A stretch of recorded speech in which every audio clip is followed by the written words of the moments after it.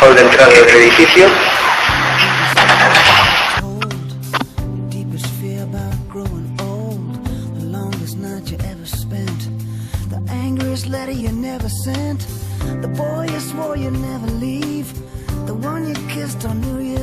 Hall de entrada, amplio, que hace de distribuidor del ático, totalmente exterior. Cocina equipada.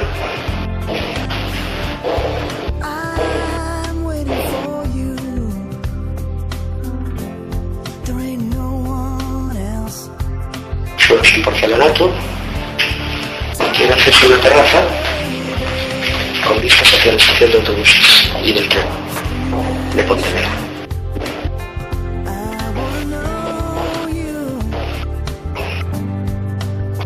Bueno, al lado de la cocina tenemos el salón,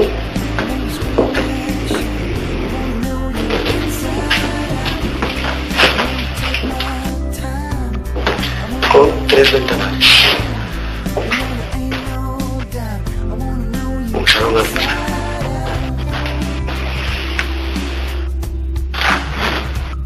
Los suelos de habitaciones y salón sobre tarima rastrillada de lobo.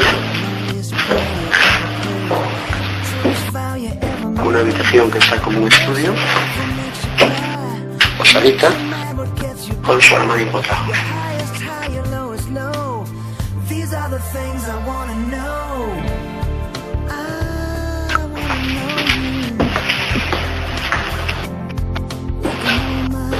Dormitorio principal.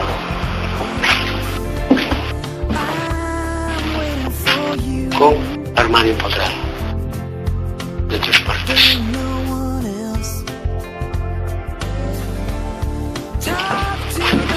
Un cuarto de baño completo.